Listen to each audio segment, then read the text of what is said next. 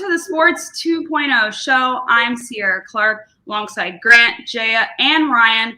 We're going to be talking some NBA, especially with the games this week. The conference finals, the Atlanta Hawks, we'll start with that one. They opened up the Eastern Conference Finals with a 116-113 win over the Milwaukee Bucks last night. Point guard Trae Young from Atlanta had 48 points last night. Can the Bucks stop him? Grant, we'll start with you. Yeah, so Trae Young has just been on a historic tear so far in these playoffs. And keep in mind, this is his first ever appearance in the playoffs. He's only played 10 games so far, and in those 10 games, he has scored more points than any other player in NBA history has for their first 10 playoff games. So to say what he's been doing so far is unprecedented is completely true. He's averaging 30.5 points, 10.5 assists. We saw him just go for 48. He had 39 against the 76ers. He's hit 2 game winners. So, what he's done so far has been incredible. Now, can Milwaukee stop him? I think they might be able to limit his effectiveness as a shooter, but I think he's proven that he cannot be stopping. He went 5 for 23 shooting against the 76ers in Game 7, but he still ended up with 10 assists, and that proved to be the difference. So maybe they can limit his effectiveness as a solo star, but you can't completely take him out of the game. And that's what Nate McMillan has credited the success of the team to. He said that even when Trae struggles, I think he's just over 40% shooting for the whole playoffs, he still manages to make his team better. And, if you're the Bucks, you can't stop that. Definitely a scary thing to think about, and this is just the early start of his career. Jaya, what are your thoughts? Can Trae Young be stopped?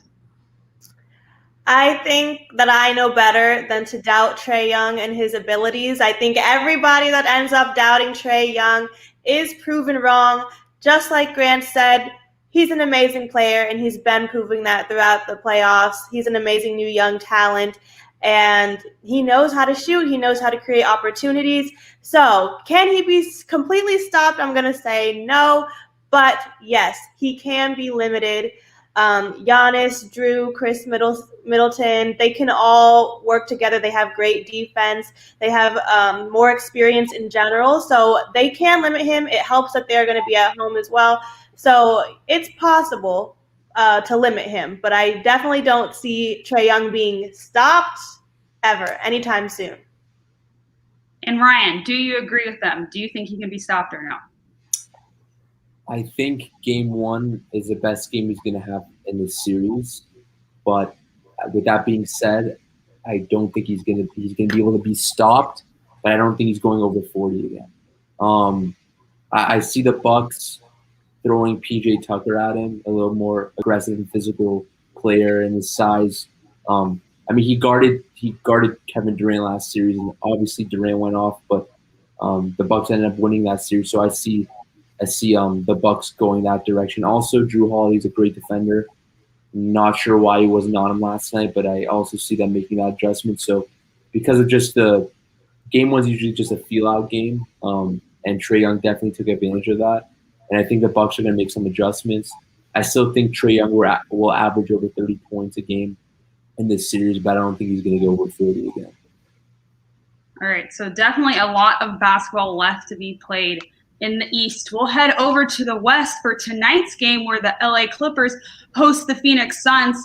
Phoenix defeated Los Angeles 104-103 on Tuesday, and it was a last-second tip-in dunk by DeAndre Ayton that sealed the deal. Will the Phoenix Suns' momentum from Game 2 be carried into Game 3? Grant, we'll start with you.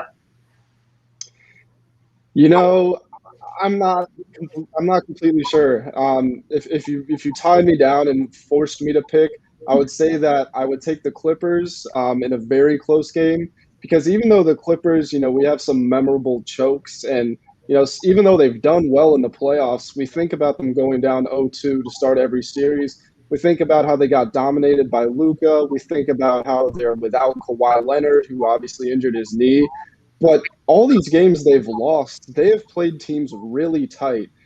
Game 1, they lost by 6 points. Obviously, they lost by 1 point in Game 2. They should have won by well, they should have probably at least had a 2 or 3 point lead. Who knows if the Suns tie the game up or send it to overtime or anything like that.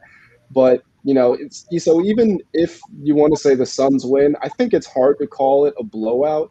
And one thing about tonight, we know that Phoenix is getting Chris Paul back, but Cameron Payne had 29 points and 9 assists in game 2.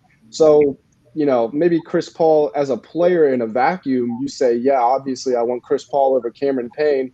But, look at Cameron Payne's performance last game. It's hard to expect anything better from Chris Paul.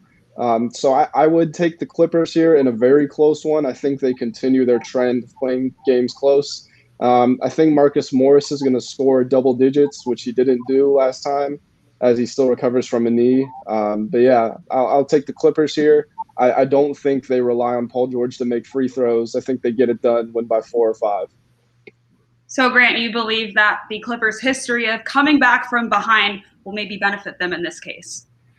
I think that it is good to have that experience and that internal resolve that we know we can do this.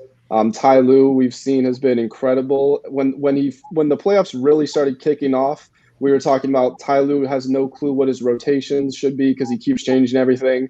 And now we're saying Ty Lue has the Midas touch because every time he tinkers with something, it seems to work out in the end. So, yeah, I would say the Clippers win this one. I'm not so sure about game 4. I'll have to see what happens tonight, but I do like them tonight. All right, moving over to Jaya. Do you think the Suns' experience with winning in this series so far will help them in tonight's game? Yes, I do. Now, my thing with the Clippers is although they do have that history, both of those times they had Kawhi there on the court helping them in those cases. They're not going to have Kawhi this time most likely, and I think with Chris Paul coming back and with Kawhi not there, it's just not looking good for them. I think that once Chris Paul joins Devin Booker, DeAndre Ayton, all those guys, he's really going to be unstoppable, especially without Kawhi there for the Clippers, because the Suns have already been doing an amazing job. Yes, the games were close, but there's just those little things. And Ty Lue is a great coach, but nobody can do anything about the fact that Kawhi is going to be on the sidelines. And, Chris Paul, he's not injured. He's in full health. He just had some health, protocols. So he's going to be locked and loaded, probably energized, probably so excited to get back out there and, be the amazing point guard that he is. So I'm going to have to disagree and go with the Suns for tonight. All right. And Ryan, do you think that the Suns will be able to extend their lead in the series to 3-0? Absolutely. I think Chris Paul coming back is going to give him a big emotional lift. I also think Chris Paul has never been more motivated in his career. You think about his past, he's been snake bitten with injuries in the playoffs. He's playing against his former team in Staples Center. You couldn't be any more motivated. I think that Booker and Aiden and Cameron Payne and all those guys surrounding him will lift their game because of Chris Paul. I think they gain a lot of confidence from getting a 2-0 series lead. I think the leadership of Chris Paul will definitely get the job done. And let's not forget Monty Williams. He's done a great job this season. I think he doesn't get enough credit as he should.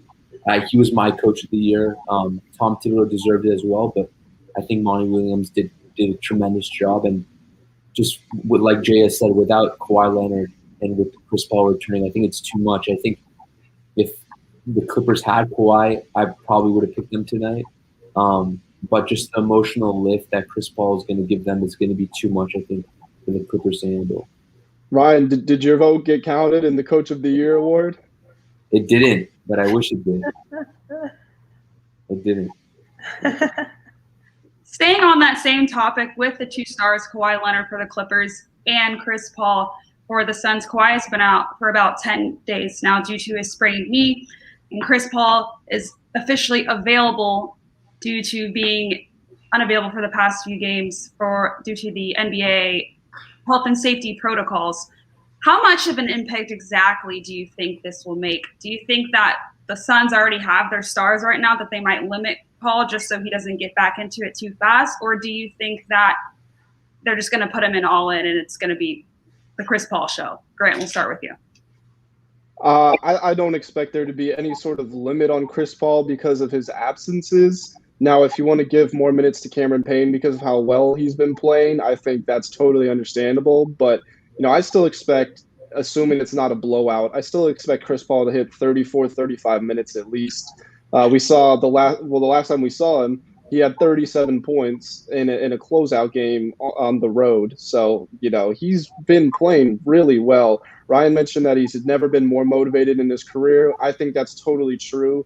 And I'm not sure he's ever played better. You could say that he maybe when he was with the Rockets and they pushed the Warriors to 7, but he injured his hamstring and couldn't play at the end of that series. So I would definitely say that this is probably the best Chris Paul we've ever seen.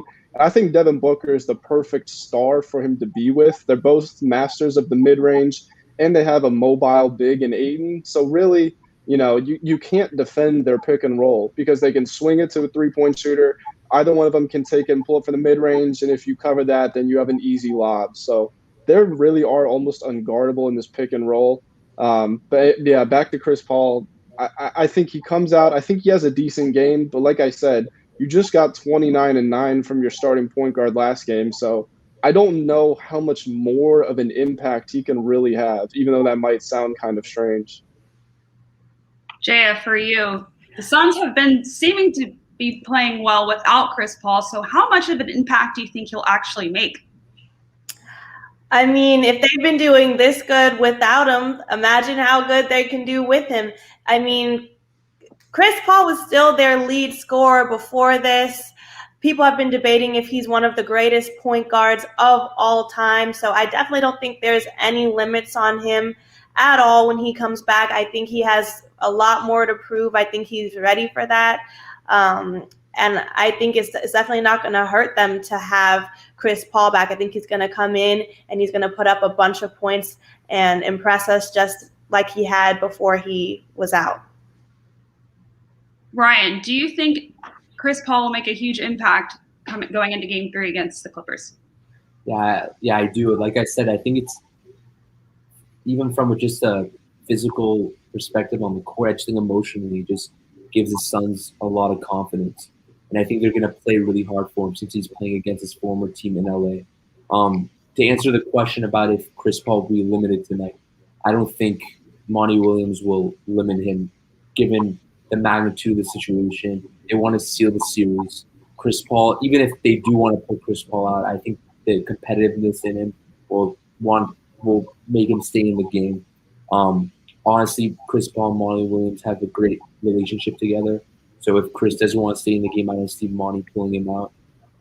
I think that there's certain times in sports, especially basketball, where just a moment can galvanize a team. And I think this is one of the moments. You look at it sounds dumb, but the past 2 times they won, they FaceTimed Chris Paul and has been lifting them and giving them all the confidence. And now he's going to be in person with them.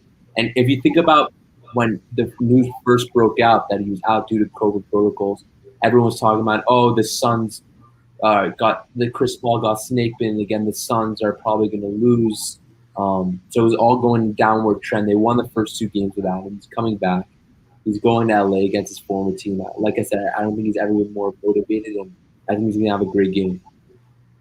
One thing I do think will be very interesting is I think we're all expecting the Suns to come out and try to bury the Clippers. The Clippers held up against 17 first-half threes against the Utah Jazz. So they went into halftime down 5 points in that game, even though it looked like they were getting annihilated. So if Monty Williams comes out and does play Chris Paul these heavy minutes, which it sounds like we more or less agree is going to happen, and it doesn't make a difference and the Clippers win the game, then I think we have a real conversation to have, maybe not necessarily about Chris Paul's impact, but just the Suns. Are they actually for real? I think they already answered. Sorry to interrupt, but I think they already answered that question. Are they for real? They won 9 playoff games in a row. They're up 2-0 in the Western Conference Finals. I think the bigger question is, are they the favorites to win it all? they're definitely for real. So yeah, that's just my 2 cents about it.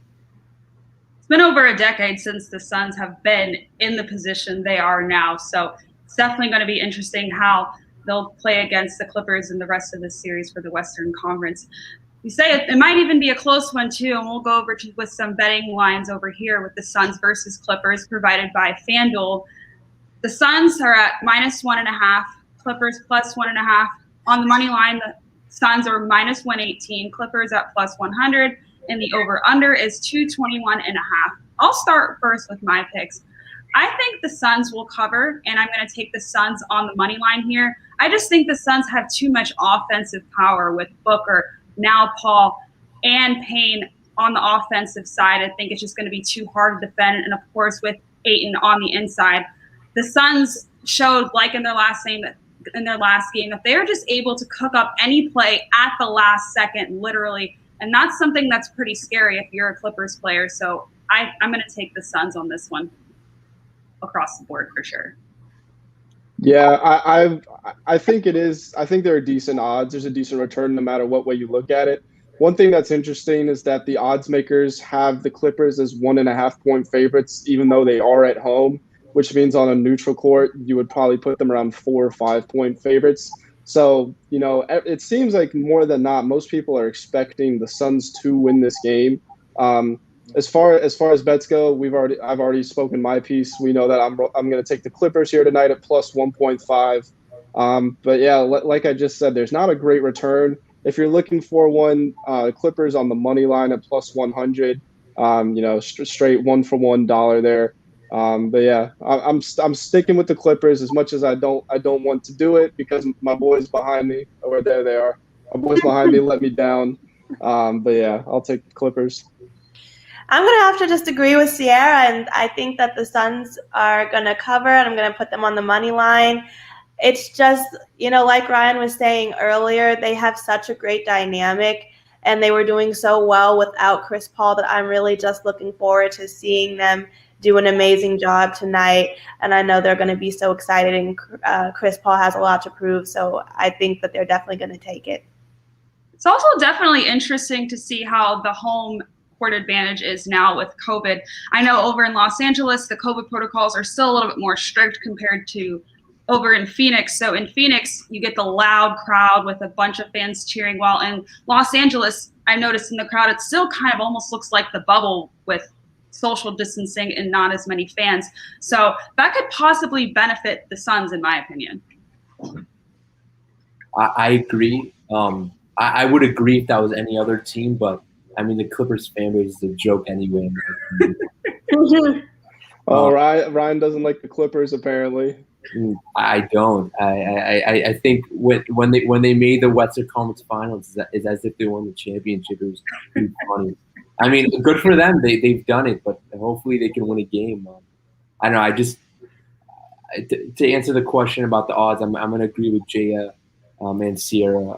I think the Suns are just too much. I think I was talking about the emotional lift for the Suns with Chris Paul coming back. You look at the emotional letdown that the Clippers are going to have with those 2 missed free throws by Paul George. I think that's just demoralizing. They had the game right in their hands. Not only did he miss 2 free throws, but they gave up an alley-oop dunk for the win. Like, that's one of the worst ways to lose. I just think I don't know how they're going to recover from it. I would not be shocked at all if the Suns won more by than 20 points tonight, actually. So I'm going to take the Suns in a pretty convincing fashion. Definitely demoralizing, the alley-oop they're calling it now. I mean, that was just one play you just had to defend, and they cooked it up at the last second, and Ayton nailed it, and I think that set the tone for the rest of the series. Classic Clippers. That's the Clippers in a nutshell. Just that those 2 missed free throws and then the giving up the game-winning dunk. Well, the free throws aside, it was just terrible defense. And first of all, we have to give props to Devin Booker for setting an amazing screen on Zubac to free up Ayton. But you put DeMarcus Cousins into the game to stand in front of the inbounder and limit his access. I don't know if Cousins thought that Booker was going to curl on an outside screen of some sort, but you have to shade inside so that you're at least blocking the path to the rim. With Cousins positioned where he was just asking Crowder to put it right at the rim, which is pretty much the only place you're going to get a good shot with less than a second left. So, that is a really good point there, Ryan. The Clippers blew the hell out of that one. And Grant, I'm glad you brought up Cousins.